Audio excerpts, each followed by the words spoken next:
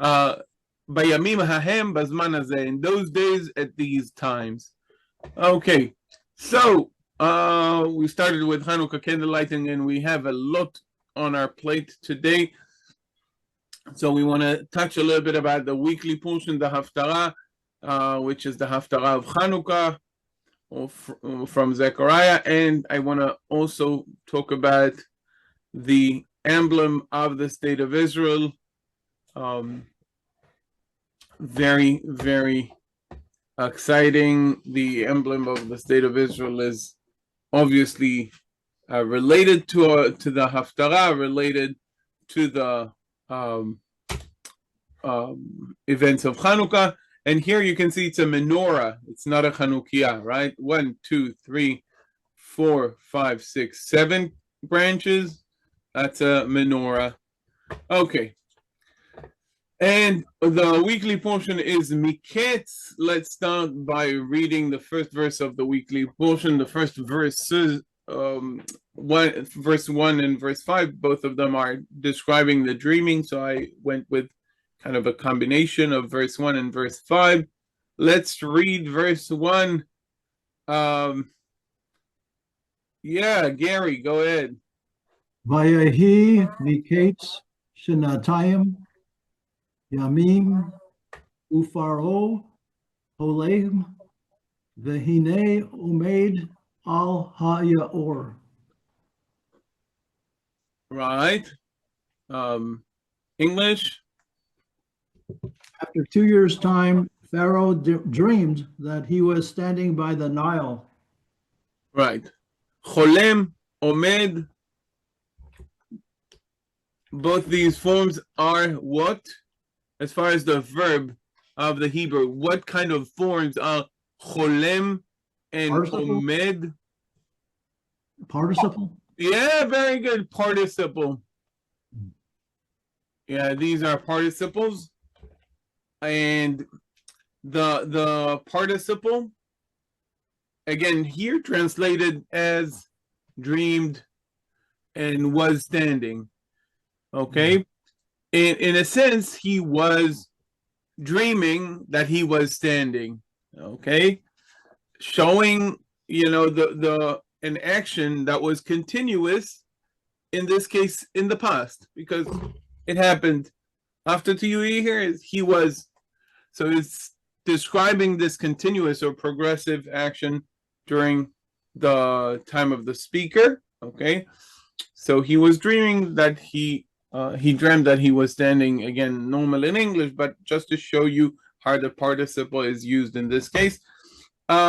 This is the first verse, and remember that the previous weekly portion ends with 2 dreams, and our weekly portion opens with 2 dreams. So we finish with the dreams. We finished last week's weekly portion with the dreams of the baker and the cupbearer. And then now we're starting with the dreams of Pharaoh. The first dream of Pharaoh, okay, of the cows, and the second dream of Pharaoh about the stalks of grain. Let's see the verse 5 here. Go ahead. Maureen, would you like to read? I would love to read. I was trying to find a hand to put up. But I had another question. There was a person in Sydney that you put on the list. Is that person safe? Yes, that person is the one with which we did the candle lighting, you mean? Oh, is that who it is? I didn't know. Oh, that guy, he came from Australia to Israel 6 months ago. And that's part of what I, shared about in the email. When I heard Sunday morning Israel time about what happened, I was shocked, and I felt my heart went out to the Jewish Australian community. And I thought about what can we do in our town, what can I do? I said, I know there is a guy who made Aliyah who came to Israel from Australia 6 months ago, opened the business 4 months ago. this barber, and it's not just that he came from Australia. He named his barber shop Australian Qualified Barber. Qualified, Yeah, the Australian Qualified Barber. So I was sitting by him for the first time. I don't usually. Usually I have my son cutting my hair. Saves money. Anyway, in English, we don't pronounce that U after the Q. Yeah, but I wanted to make sure. I just wanted everybody to understand that it's like a pun. So anyway, so he let me show you his yeah. So this is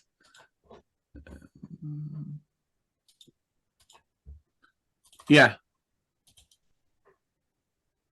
So you can see that's his barber shop.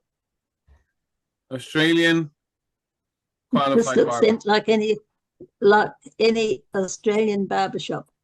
Right. But in Israel it's unique, and so I saw the sign, and the sign was fun. So I said I'll get in, and just last week I got in for the first time. I said for a haircut, and it was nice.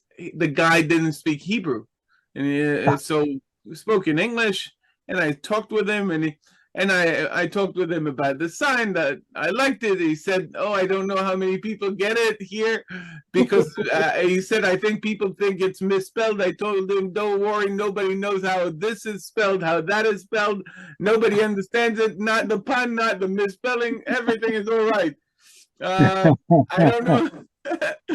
Anyway, but that's the reality. I live in a town that is like, it's not Tel Aviv. It's like a small town. Anyway, so those chairs are just tremendous. Yeah, it's and he is like, so I decided to do this event, and I made this. You see it on his Facebook page, but it's what I made for the Hanukkah candle lighting. This invitation. I said, listen, let's do a candle lighting, and some people came and we did candle lighting. Nate, I can tell you, you did much more. I don't want to say this is recorded and everything, but he was not very experienced in candle lighting. I don't know if you saw the video, but he was very excited also that we did it, and also not very experienced, so he was very moved by this, and it was a very moving moment for everybody. So that's the Australian, and we talked about the Jewish community. I invited the Chabad rabbi here also because it was an event of Chabad in Bondi Beach. So I invited the Chabad rabbi here, who is a fellow Chabad rabbi to those who went there. They're very closely knit community, the Chabad rabbis that are in every place you do, and everybody knows. I have cousins that are Chabad, so everybody knows my cousins. Everywhere I go, it's like they're a very close knit community. In any case, we did it. It was very, very moving. The Chabad rabbi friend of mine here spoke in Hebrew. I spoke in English. So because I wanted Terrence, the guy, to understand, and also his friends, so he can send them later on the message and everything. So that was what we did. It's very hard, our hearts go out to the Jewish community in Australia. Australia is like the place where some soldiers after their service would go to forget from everything, to get away from everything, to go as far as they can, from the Middle East there. And we are the ends of the earth. Right, but now you see that anti-Jewish terror attack get even all the way to Australia. And We again, don't know where it could happen again. come again? Okay, we don't know where it could happen again. You know? It could happen again Yeah. anywhere. If it could happen in Australia, it could happen anywhere. And you know, again, it's not part of my everyday what I do, but I hear that security services let the Australian government know that, you know, there are plans to attack Jewish places and Jewish people. But Anthony Albanese has his own agenda. Again, I don't know the government in Australia. But not everybody agrees with you, but yeah, I know, but Yeah. I'm saying, you know, Jewish communities everywhere have to be very aware of the dangers of living while being Living. Jewish. It's like some people say that people are arrested for driving while being black, or in the English system, innocent until proven Irish. So yeah, so here in this case, living while being Jewish, that's the danger of it. So that's a little better bit. read. Yes, second verse. So Maureen, you wanted to read? Yes, please. Go ahead. Vayishan V'talim Vayachalom V'chalom Sheni'it. To sleep again. Shenit, right. V'hine Shema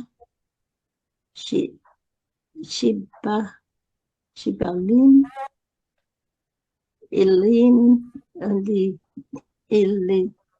Elot Bakane Ekad Bariot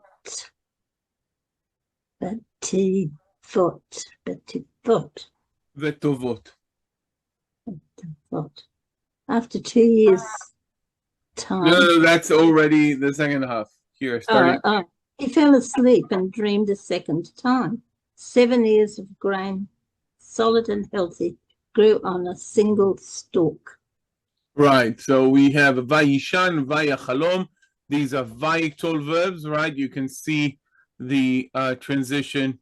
You can see the narrative. Again, moving from the narrative time, focusing in, zooming into the dream, we have a Vehine. Vehine is almost a director's instruction, or a way to read the Bible in a way of a movie, changing the camera angle. Okay? When you have the word Vehine, all of a sudden, or there was, or something new is on screen. Okay, so if we had the narrative on screen, now we see a new picture. What is in that picture? Sheva shibolim olot bekane echad beriot vetovot. Olot, that's the feminine plural form of the participle. Cholem, masculine singular. Pharaoh. Omed, masculine singular. Again, going back to Pharaoh. Olot is the feminine plural. So you have Cholem as the masculine. The feminine would be Cholemet. The masculine plural Cholemim. The feminine plural Cholemot. Omed, Omedet, Omedim, Omedot. Ole, Ola, Olim, Olot. The feminine plural ending that we know from the noun and the adjective is also relevant for the nominal form, the participle, in this case feminine plural participle olot. So we have the dreams connecting the previous weekly portion with our weekly portion of Miketz, the baker and the cupbearer, and now the Pharaoh is having these dreams. note that these dreams would bring Joseph from prison to power. Okay, they are a vehicle of divine inspiration, of divine communication. These dreams are not our everyday dream. I barely remember dreams. I never remember dreams that I have. Some people remember more, like my wife's family, her sisters, her mother. They dream, especially now with their father unfortunately gone last April. You know, they have dreams about him, and they tell each other and everything. So I'm not that type. You know, I'm a little bit deaf to that music when it comes to these dreams. In any case, these are vehicles of divine communication, and they cause a personal shift from bondage, from suffering, all the way to royalty and to national responsibility. Okay, combining those dreams with human action, with human wisdom, and Joseph is always saying, "Bil adai," it's not me, it's God. Okay, and in a sense, the Haftarah is also talking about these visions, and about how these visions will lead the people of Israel in a very difficult times from a very dire situation into a very good one. Remember a little bit about the context of Zechariah before we dive into the Haftarah, into the Menorah that is in the Haftarah. Zechariah is prophesying in the beginning of the Second Temple period, and during this period, the people feel that what they're living in a situation that is a very, very pale shadow of the existence of the First Temple period. Okay, for them, what is happening now is like, this is nothing like what it used to be. That's the feeling. Remember how sometimes people who are older and remember different times, they talk about those times in great nostalgia, and they have a hard time comparing. It's like the joke about when you would buy a cup of coffee for a nickel, and you would still have a penny back or stuff like that. Or I remember gas used to be a gallon, like a dollar, half a dollar a gallon, or stuff like that. You remember this kind of a mindset that you sometimes have with trying to give American examples. I'll bet you, take the phrase, I'll bet you dollars to donuts or something like that, right? That was from a period when dollars were more valuable than donuts. Show me a place you can get a donut for $1 today, you know? So it was like, I'll bet you, I'll put $1 down. I don't mind putting a whole dollar against your donut, you know, which is today ridiculous. I don't know the prices at the moment, but I would guess you don't get many donuts for $1 if we're in Hanukkah and we have to talk about donuts and sufganiyot, right? So nostalgia is very strong, and the people who still remember the First Temple period, they're looking at what's happening in the beginning of the Second Temple period, and they're very nostalgic about the First Temple period and looking down upon what's happening. So the aspirations, especially because of the declaration of Cyrus and the whole fervor that came with it, the expectations from coming up from Babylon were very high, but the outcome was very, how shall I say, not as impressive as the expectations and the nostalgia. And so the returnees to Zion were underwhelmed with what is actually happening in comparison to what used to be and what they expected to be. Okay? And that's the context for reading Zechariah and reading Haggai and Malachi. Okay? That's the context of reading, of trying to understand these visions of the Zechariah and encouragement and promising them a greater future. Okay, so for instance, the first verses, they talk about, the situation now is not so amazing, but there is going to be one day that. Okay, and let's start with these two verses, and then we have the verses describing the vision of the menorah. These are the first two verses of the Haftarah, and then we'll move on to the vision of the menorah itself. Guys,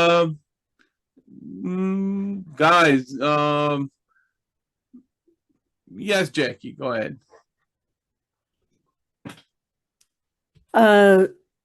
Roni v'simchi bat Zion ki hinene. Hineni. You're right that usually following a short vowel it would be a silent shiva, but this is a moving shiva because we have two identical letters, two nuns here, and whenever you have two identical letters, the first one having a shiva, even if it's supposed to be a silent shiva on account of other reasons, it's a moving shiva. Otherwise, if it were to be a silent shiva, it would simply be a dagesh, and we won't have the other nun. Okay? So, hineni. Yeah, ki hineni va.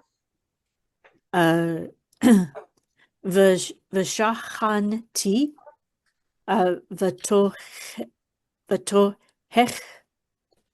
Naum Adonai.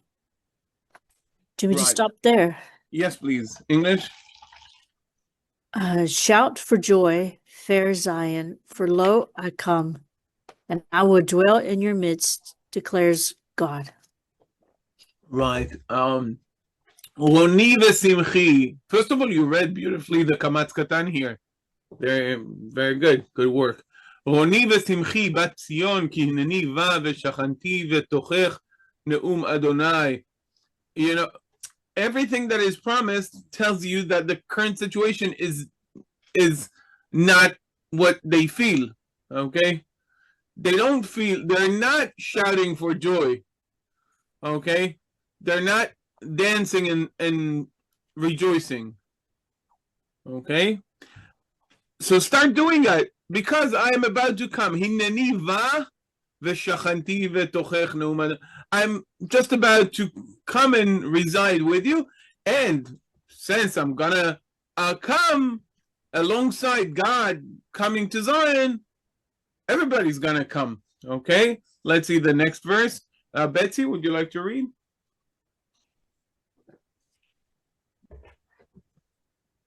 V'nilevu goyim rabim el Adonai bayom hahu.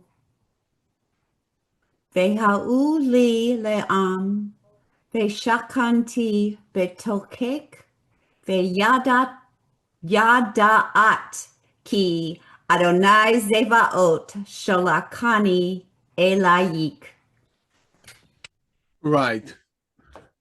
English? In that day, many nations will attach themselves to the Lord and become the Lord's people, and the Lord will dwell in your midst. Then you will know that I was sent to you by the Lord of hosts. Right. So essentially, okay, that returning will not be just the divine providence that is coming, but everything is going to come.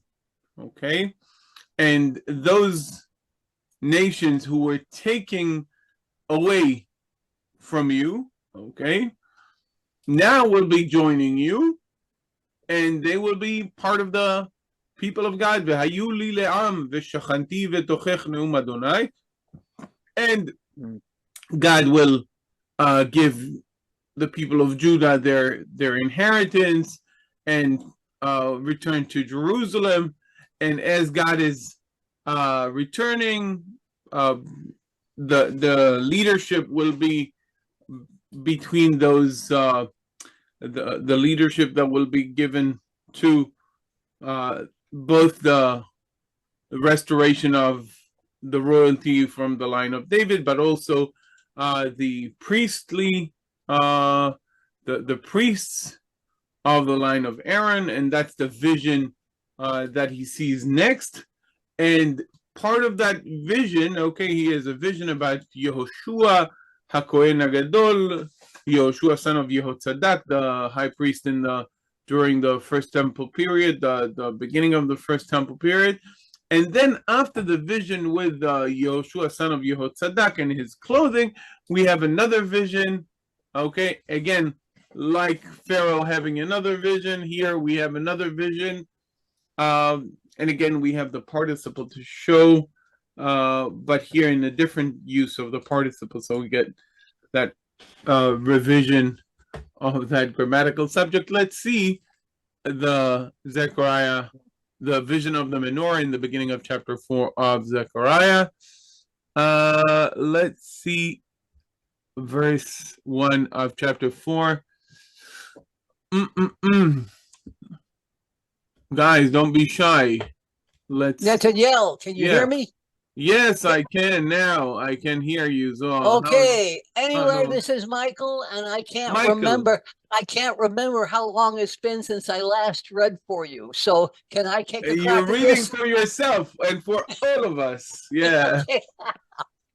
By Yashav, how about Hadorer? Hadover. Again, the same participle as Omed, Cholem, Ole, now Dover, Oe. Hadover B. Ba'ireni, Ka'ish Asher Yaor Mishnato. Right. Vayashov hamalach hadover bi, vaya'ireni ke'ish asher ya'or mishenato. And the angel that was speaking with me, that was talking with me, again, hadover. Okay, you can see the participle here with a definite article, letting us know that this is either a noun or an adjective kind of a use. In this case, an adjectival use here translated in English as a kind of a relative clause. Okay, you could also maybe say, and the speaking with me angel woke me for the second time. Okay, but in normal English, the angel who talked to me woke me for the second time. He returned and he woke me up. Vayashov hamalach hadover bi. He returned. Vaya'ireni. So you can see he returned and wake me or woke me again. He did it again. Ke'ish asher ya'or mishenato, like a person who was awakened from sleep. Like a person. Did he actually wake me? Is he seeing a vision like a dream? The following verses are a vision. So, as a person, what do you mean? Did he wake him up or not? Okay, so in any case, he has a vision now, and this vision did not inspire the emblem of the state of Israel. And I said did not because I'm a bit making here at least surprisingly anyone reading this verse and knowing anything about the emblem of the state of Israel, okay, cannot avoid making the connection between the two. Okay, just putting the emblem here and then the verse, and then I will have to justify what I said now, that it did not inspire the emblem of the state of Israel. But you know what? Let's read and talk about it afterwards. Anyone wants to read verse 2? A long one.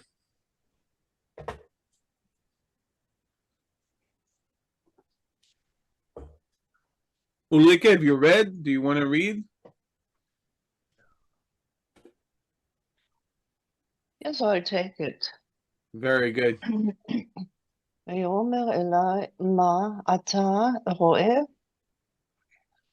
ואומר ראיתי והנה מנורת זהב כולה וגולה על ראשה ושבעה נרותיה עליך שבעה ושבעה מוצקות לנרות אשר על ראשי. Rosha. ראשה, sorry. He said to me, what do you see? And I answered, I see a lampstand, all of gold, with a bowl above it. The lamps on it are 7 in number, and the lamps above it have 7 pipes. Okay, and let's see the next verse and then try to understand the vision a little bit. Anyone? This is a short one, just a one-liner.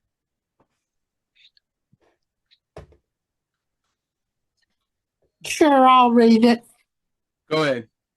Ushnaim Zitim Aleha Echad Mimin Hagula Ve'echad Al Shmola. Semola. We have the dot above the left. Simola. Right. Right. Ushnaim. First of all, you both read very well. ויאמר אלי, מה אתה רואה? And I underlined the word רואה just to remind ourselves it's a participle. We had several examples so far. We had עומד, חולם, עולה, דובר, and now we have רואה. You get the picture. רואה, okay? Basic part of the participle. מה אתה רואה? What do you see? What are you seeing? Okay, what do you see? What are you seeing? And this is, by the way, modern Hebrew exactly. Ma ta roeh. If you're asking someone, what do you see? Let's say he is taller than you and he can see beyond the wall or something. Ma ta roeh. Let me know, what do you see? Yeah, Ulrike? Is it the same as in Jeremiah? Yeah, similar in Jeremiah when he sees Sir Nafuach, when he sees this thorn bush that is blown, yeah, that he sees the branch of the almond tree, yeah, exactly the same wording. Ma ta roeh? And Jeremiah answers, Makel shaked ani roeh. I see an almond tree. Right. Or I see a Sir Nafuach, right. Ma ta roeh, that's the regular way of asking about a vision.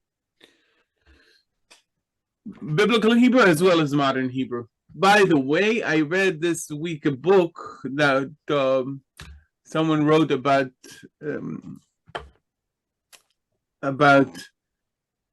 in the town where I live, by the way, which was founded in the Hanukkah of 1884. 141 years ago. In the 50s, in the beginning of the 50s, they had a very interesting social experiment.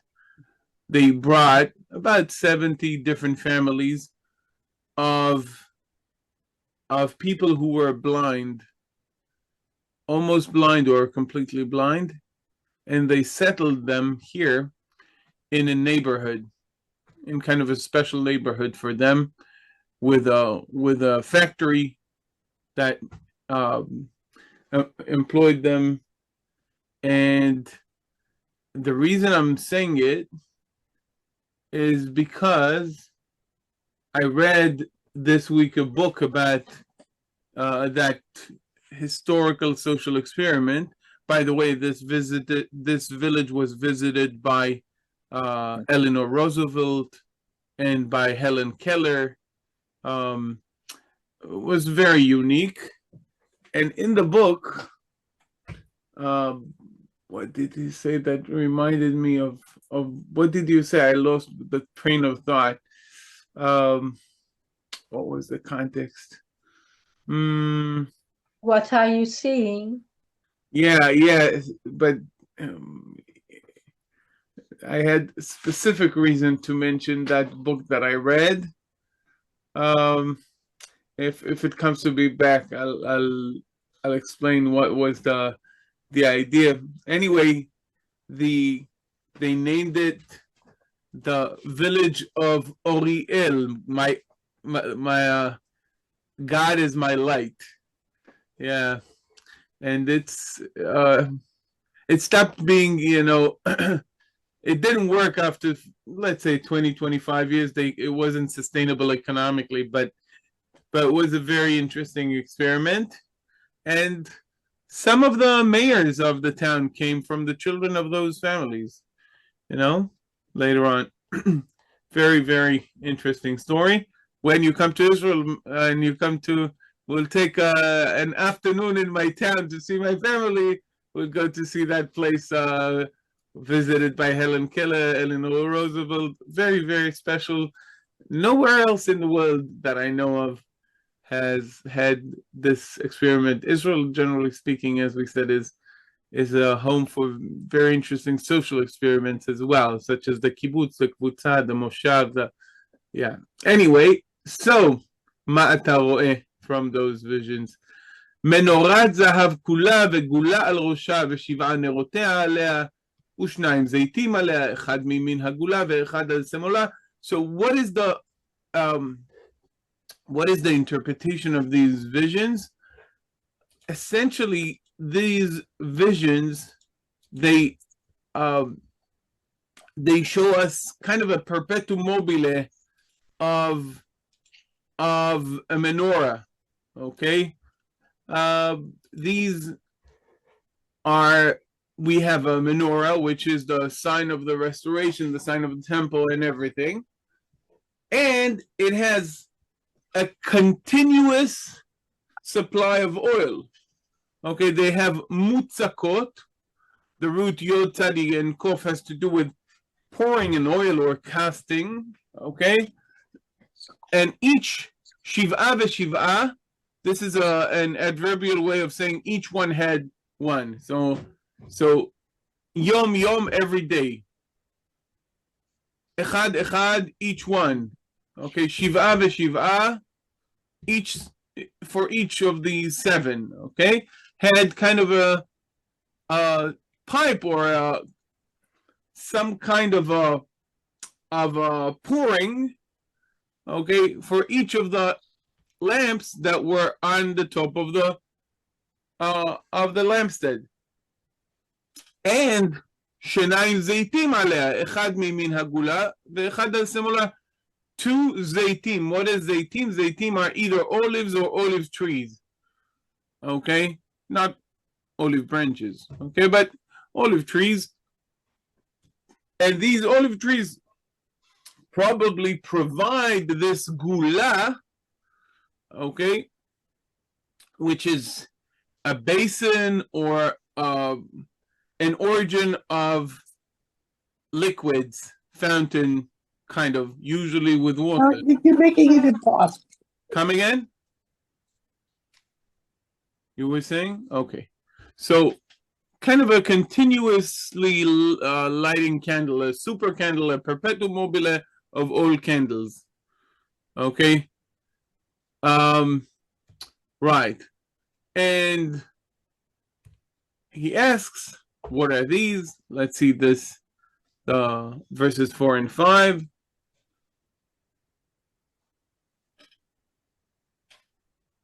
Lynn, would you like to read these? The Shemen Sason, the oil of gladness. Shemen Sason, the oil of gladness, pouring into the lives of people. Shemen Sason, right. In any case, right, we have the Shemen Sason from the fountains of salvation. Ushavtem Maim Besason, water or oil, right, of rejoicing, right? So we have kind of a, so to speak, a spring of oil going into the basin, going into each of those candles. Yeah, let's see the interpretation of this vision. Lynn, go ahead.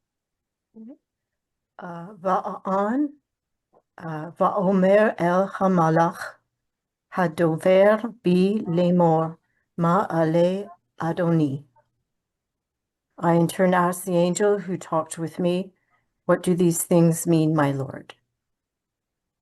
Right. And the angel is surprised by this question. And let's see the answer of the angel here in verse 5. Go ahead, Lynn. Me again? Yeah. Okay. It's like it's not really a question and an answer. It's a question and a taunting. So it's Okay. 2 verses, but 1 concept. Vaya'an hamalach hadover bi vayomer elai halo yadata ma hima ele va'omar lo Adoni. Do you not know what those things mean? Asked the angel who talked with me. And I said, no, my Lord. He says, how, and, he asks, Ma'ele Adoni, to the angel. And the angel says, seriously, you don't know what these are? Halo yadata mahem ma'ele? You can see the interrogative, hey, before the negative pronoun lo, right? Halo yadata? Don't you know?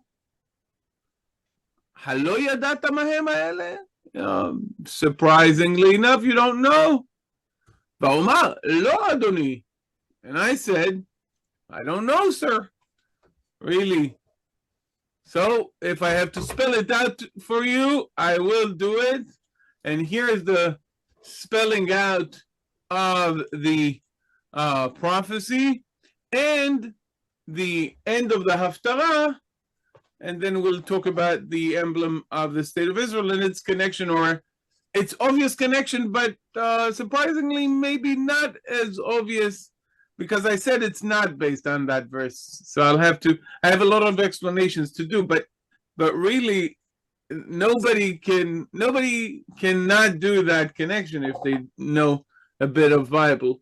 Let's see the first verse. Don't be shy. May I try again? Sure. Okay. Such a beautiful verse, Michael. Yes. Go ahead.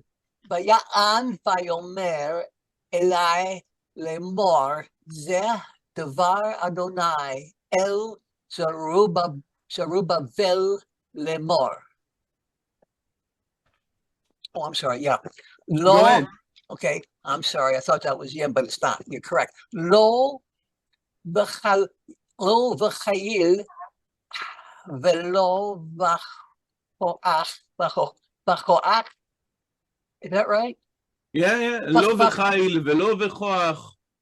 V'choach ki im beruhi amar Adonai tzvaot.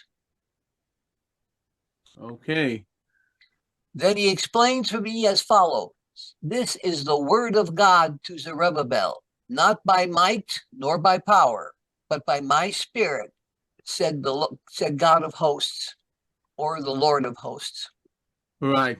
So again, remember the initial problem that we had, right? We had a problem that they had high expectation and strong nostalgia. So now they say, oh, what an underwhelming performing temple we've got, right? We've got this very small, unimpressive achievement.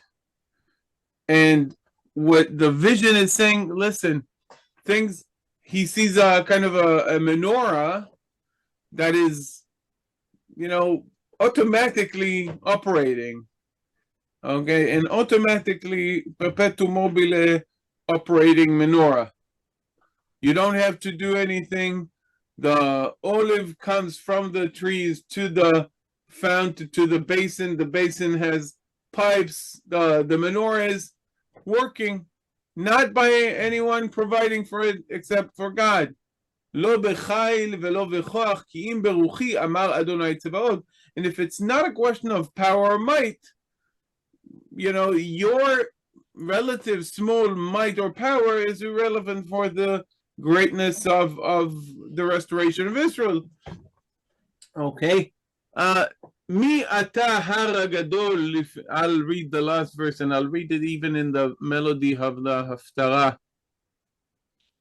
Mi ata har hagadol לפני זרובבל למישור, והוציא את האבן הראשה תשועות, חן חן אליו. It doesn't, even a great mountain would become a plain, a path before Zerubbabel. Zerubbabel, again, representing the line of David, representing the royalty, representing the civil leadership of the people. Remember, the previous vision was talking about Yehoshua, son of Yehotzadak, the high priest. So we have two pillars of leadership. We have Zerubbabel, the son of Shealtiel, from the line of David, from the tribe of Judah, and we have Yehoshua, son of Yehotzadak, the high priest, from the priestly line, the line of Aaron. והוציא את האבן הראשה תשועות חן חן לה. Okay. Again, the excellent stone, maybe from that mountain, right? That he takes out, and it's a beautiful gemstone for the rebuilding of the temple. Now, a little bit about the emblem of the state of Israel and its connection to our prophecy. So the prophecy obviously describes a menorah with two olives on its sides. I think that, when you look at you don't have to be like very well versed in the Bible to think about Zechariah when you see the emblem of the state of Israel. And let's start with a story of this emblem. And the people of Israel was waiting and praying for 2,000 years, was fighting for, let's say, 50 to 100 years prior to, depends how you start counting, what's the point, but let's say 50 years. And in the spring of 1948, it is becoming evident that we are on the verge of having a state. And once you have a state, you have to ask yourself a few questions. Okay, what's going to be the name of that state? What's going to be the language? What's going to be the flag, the emblem? Okay, what's going to be the authorities? What would be the division of powers between these authorities? Okay, questions with which we're still dealing today, guys. We're a young state. Okay, think about the very, very important questions that the United States of America had to face during the first 100 years of its from its inception, and they had interesting and even they had to go to war, civil war, okay, for some of these things, which God forbid, I don't believe and I don't think that we'll have to go to such a war. But I'm saying that these questions are difficult, and to this very day you can see that like the question of Confederate flags and what they mean for different people, okay, big issue in America. In any case, the name of the country was decided about 2 days before the Declaration of Independence. Okay, it's not Judah, it's not Zion, it's Israel. Okay, the definition of it also a state, not a republic. It's all of these were suggestions, were discussions, were deliberations. You better believe that they were, as Jewish as any other Jew, they all had different opinions. Okay, believe you me. Okay, and 3 weeks after the Declaration of Independence, very famous Friday, May 14. You know the story in Tel Aviv. I don't know if we'll be able to see the whole of Independence where they declared independence, because we have so many places to see, and I'm not sure. Maybe we should give a half a day at least in Tel Aviv or something. We'll see. Anyway, so three weeks into the inception, into the declaration, after the declaration of the State of Israel, a document was published, and here this document is on screen. The temporary government is asking the public to submit suggestions for a flag and an emblem for the state. This is what you see on screen.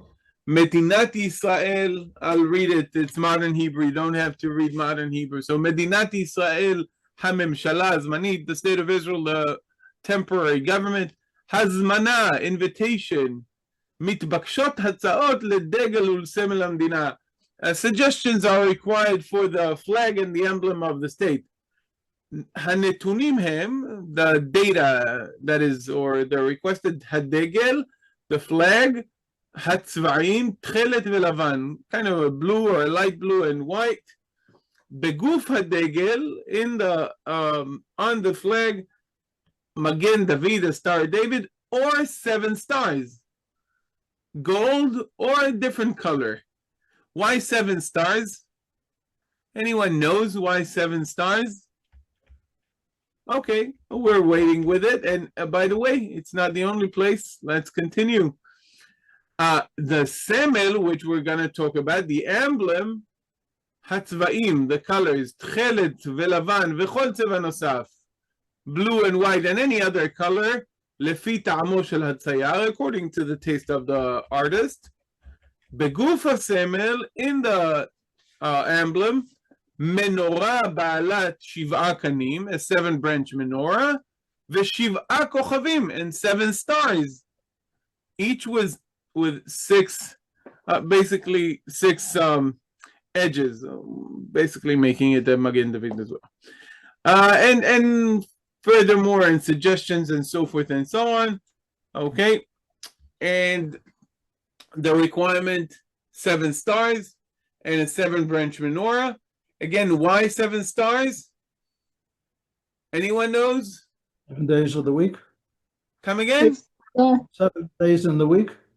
7 days of the week. Such a great answer, but incorrect one. It's a God's number of perfection. Think of the most socialist thing you can think of.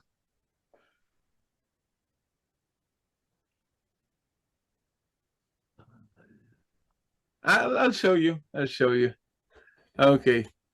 So, by the way, 7 stars. Here are 7 stars. This is a suggestion for the future Jewish state and its flag made by one Theodor Herzl. And why 7 stars? Again, why 7 stars? You can see 6 here and another one here. 6 each sides of the hexagram of the Magen David. Joseph's dream. 7 stars. Why? Joseph had a dream. Joseph had a dream, but with more stars. And then 7. Guys, stop.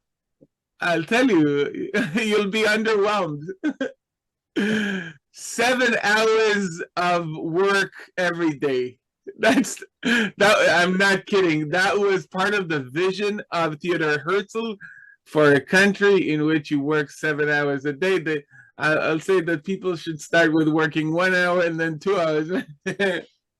Yeah, but yes, I'm not kidding. That was so important for them. It was so important for Herzl. It was, think about it, 19th century Charles Dickens, people working day and night, and like his socialist vision was a country, a socialist country where you would work 7 hours a day. Okay, so it was so important. The committee demanded that every suggestion would have 7 stars, as you can see. Part of the, again, suggestion made by Herzl, 7 stars. You can see it here, here, here. You can see here different suggestions. How many suggestions were given to the committee? 450 different suggestions for an emblem. The menorah was chosen because it's a Jewish emblem. It's a very old Jewish emblem, much older than the Magen David, which is much later, and Magen David is not unique to Jews. The menorah is more unique, not exclusive. You have also Samaritans, Christians, but the Magen David was kind of a new and also not as unique to the Jews. The menorah is very old Jewish sign. You can see it in archaeological places all over. Now, straight lines or round lines, you can see, by the way, Chabad, if you go to candlelighting by Chabad, you'll see that they would stick to this kind of a menorah. In their menorot, they would have straight lines following Maimonides. This is from a manuscript of Maimonides that he drew himself. That's what it is believed. And this was the opinion of Rashi as well. But archaeology has usually the round-shaped menorahs. Again, you can see some of the examples on the left side here. Okay, and that's because the last rabbi of Chabad, Rabbi Menachem Mendel Schneerson,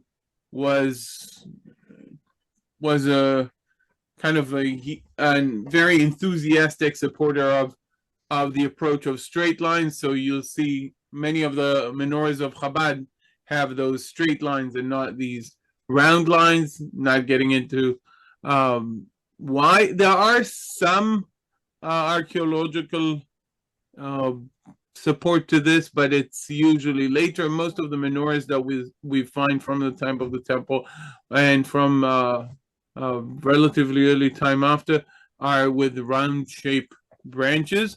Yes, Don? It looks like that depiction on the Roman arch looks like that menorah that's right there. Yeah, that's exactly what we're going to talk about sooner rather than later. You can see the Titus arch here. That's the menorah of the Titus arch. We have other menorahs. We'll get to that. This is, by the way, this is the coin of the 10 agorot. You can see the emblem of the state of Israel, but this is the coin of the 10 agorot. Okay, the equivalent of cents in Israel. Okay, and you can see that the 10 agorot is based on a coin by the last Hasmonean king, Antigonus II, Matityahu Antigonus II. By the way, guys, this Matityahu Antigonus was the last Hasmonean king, and an interesting guy. Think about the beginning of Herod the Great. So that's the guy who was deposed roughly by Herod the Great. He was so adamant on being king, which means also being the high priest, that he made sure his uncle could not be the high priest by biting off his ear, like Mike Tyson did to Evander Holyfield. That's, yeah. And if I'm not kidding, Don. I see you like it. So this, yeah, yeah. Motive. Oh, wow. Yeah, sure. So that's the coin that he coined, Matityahu Antigonus II, and we use it. By the way, do you see how this looks a little bit like the coastline of Israel? It has nothing to do with the coastline of Israel. That was the shape of the metal that, was found. Anyway, Yasser Arafat, he came and he showed, I have a proof that the Jews, they want to take the whole Middle East. And he showed, I'm not kidding, guys. This is not, it's common knowledge. You can look it up online. And back then, Netanyahu, I think, was the ambassador to the UN. We're talking about the late 80s, early 90s. And he actually showed like the ancient coin and how it has nothing to do with it. Yeah, so that's a bit about the menorah. And we're moving on to the suggestion that was accepted. So initially, this is a menorah that was found in a ancient synagogue in Jericho, or a copy of it in a mosaic. And it says Shalom al Israel, and it has a shofar and a lulav and a menorah. And this inspired many. At the beginning, they thought that they would have to add the words Shalom al Israel to the suggestion. Later on, they didn't. They took up the text, but the brothers, Maxim and Gavriel Shamir, wanted to preserve the idea of peace. So the brothers Gavriel and Maxim Shamir decided to add the olive branches to their suggestion, because the words Shalom al Israel were taken out. They thought, okay, what could represent peace? Okay, let's put olive branches. Okay, and this is the suggestion that was picked by the committee to be the emblem of the state of Israel. You can see the 7 stars, 7 hours of work each day. Okay, and the 2 branches of olive that were related to the fact they wanted to represent peace somehow, and they took out the words Shalom al Israel, so they put in olive branches. Okay, the committee accepted their offer, gave them 200 Israeli pounds. Back then it was lira. It wasn't yet the shekel, let alone the new Israeli shekel. Okay, it gave him, you could buy a used car for that money. It's not a generational wealth or anything. And they didn't know anything about the prophecy of Zechariah. And these are the words of Gavriel Shamir. Right. Let's read this, guys. And it's English. I'm not reading English. Go ahead. Betsy, would you like to read? After we decided to use the menorah, we looked for an additional element and reached the conclusion that olive branches are the most beautiful expression of the people of Israel's love of peace. These leaves also constitute a very decorative element. Then the question stood before us, which menorah should we draw? We decided to draw a stylized menorah rather than use the ancient form. Our intention was to create a modern symbol and to forego the traditional moment. We said to ourselves that the menorah itself is an ancient symbol, and its very presence in the emblem already constitutes a traditional element. However, its form needs to be modern. So they chose a modern form of a menorah with a representation of peace and the seven stars we've talked about. But the committee insisted on changing the menorah. They also added the word Israel, the name of the country. And this was the emblem that was chosen. Again, the menorah from the Titus Arch. And yeah, but again? why was King David not allowed to rebuild the temple? And the temple was built by Solomon, right? The commentaries say because he had so much blood on his hands. No, it's because he was an adulteress. Okay, it's not related to it. Okay, so that was the emblem that was chosen, not to the satisfaction of everybody. And I want you to read two critics of the symbol. One is the grandfather of the current president. But before that, guys, do you know which newspaper is the most critical of Israel in Israel? It's very well known in Israel. Haaretz. Haaretz. Just so you know that it didn't start today, I want you to read the editor of Haaretz, Gershom Shoken, from the time, 1949. It's not written today. Okay. Anyone wants to read this? Lynn, would you like to read this for us? Okay. This proposal, which through the hasty decision of the State Council has become the symbol of the State of Israel, is nothing but an aesthetic atrocity. If this symbol is displayed in the coming days above the Constituent Assembly and soon above the legislations of the State of Israel in all countries of the world, it will serve as a global demonstration of the lack of taste and aesthetic culture of the Israeli government and its legislatures. The execution is so vulgar and amateurish that no self-respecting firm would choose it as a commercial logo. The olive branches, which are meant to form a sort of frame, are so large and coarse that they overshadow the menorah, which ought to be the dominant motif of the symbol. The menorah, being relatively small, is thus squeezed by two massive olive branches, whose leaves look more like swords, than the leaves of the tree that symbolizes peace. The empty space above the menorah is extremely ugly, testifying to the total helplessness of the symbol's creator.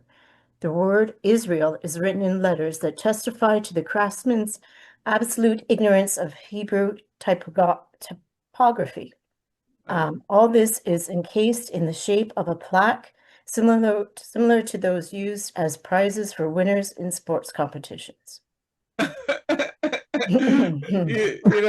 Haaretz is Haaretz. The book of Kohelet says, Dor holech v'dor ba, a generation comes and a generation goes, v'haaretz le'olam omadet, and the earth always stays, and the Haaretz is always, Haaretz. So that's Haaretz and its critics. Maybe you look differently at the emblem of the State of Israel, but this is what they had to say at that time. It's still today about any decision made by the government, even today. I want to yes, Don, do you want to say something about Haaretz? They have people that buy their paper. That's amazing. Yes, yes. So, yeah, they have mainly. I don't know about the today. You know, the model is more like the New York Times with online subscriptions, like more than. And I think they have more power with many important people reading their paper outside of Israel than in Israel. You know, people think they read Haaretz. They say, "Oh, even the Israeli newspapers say so and so." That's the point of Haaretz. What can we do? That's the situation. I want to show another criticism made by Chief Rabbi, father and grandfather of two presidents of Israel, the grandfather of the current president of Israel, Rabbi Isaac Halevi Herzog, who is the grandfather of his of the grandson, who is also namesake of his grandfather, current president of Israel, Bougie Herzog. And his criticism was different. He criticized the type of menorah that was chosen. Let's read this. Not as venomous as Haaretz, though. Let's see this. Our government does not do well this day when it have merited once again the light of Zion symbolized by the menorah by specifically imitating the image of the menorah from the Arch of Titus, which was apparently tempered with by foreign hands and not entirely sacred purity. Furthermore, an expert in antiquity and archaeologist testified before me that the menorahs depicted on the graves and catacombs in Rome all have 3 legs, tripods, and as do all the menorahs depicted in the mosaics and the remnants of synagogues found in the land of Israel. In my opinion, all this is clear, valid, and established. Going back to these menorahs, here you can see that you have some of them with tripods. This, very common, but we have others. That was the criticism of Chief Rabbi Isaac Halevi Herzog. But I want to tell you that even though the verse is so, similar, with the menorah and the 2 branches, the brothers Gabriel and Maxim Shamir, they did not know. They said, we didn't know the prophecy at all. We didn't know the verse at all. And only one minister, by the way, we have the records of only one minister, Zerach Varhaftig, he claimed that he said, "Oh, it's based on the prophecy of Zechariah." So I don't know if it was or wasn't, but it's an interesting story. And the menorah and the emblem of the state of Israel is also strongly connected to that vision. Yes, Betsy. How did they get rid of the 7 stars that were so important? Yeah, the committee convened like 6-7 times, and they had different changes to the original requirement, with text, without text, the stars, and so forth. Yeah, so it was like every committee. What I showed you was the initial invitation. They had like rounds of changes. Yes, Maureen. Sorry. No. I've heard and seen some videos that people who traveled through Saudi Arabia, they found the menorah etched into rocks all over Saudi Arabia. I don't want that known, because also they etched the calf, because the sole of the foot, the hand, wherever the sole of their foot tread could become Israel's. Be interesting. The menorah was a Jewish symbol, and it's etched in many places. I don't know specific. Jews lived in the Arabian Peninsula, and it doesn't have to do necessarily with the Exodus. So Jews lived there. Well, around about that time, they found a lot of evidence. Again, I don't know any specific things. Yeah, so I don't know.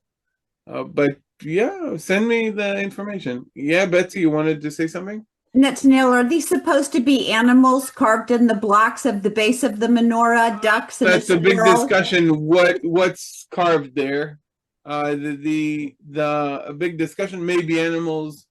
Is it indeed the menorah of the temple? Is it not? What some suggested it was actually kind of a box, and you don't see the bottom. And maybe the bottom was a tripod. I don't know. Anyway, this is the emblem of the state of Israel.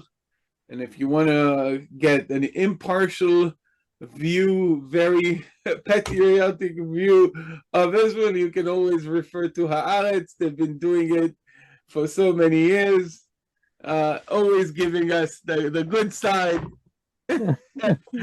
Patriotic view of Israel. You can count on Haaretz for that. By the way, I regularly listen to their podcasts just so I know how the other side sees things. You know, I know how I see things, but I prefer staying in touch with not kind of being in my echo chamber, but getting the other side as well. Guys, I'll see you next week. Just so you know, I know most of you have fulfilled the survey. If not, please do. And I started working on plans for next year, so it helps me when I see the survey and everything. And I'll see you next week, guys. Bye-bye. Thank you for today. Thank you. Happy Hanukkah. Thank you. Thank you. Thank you.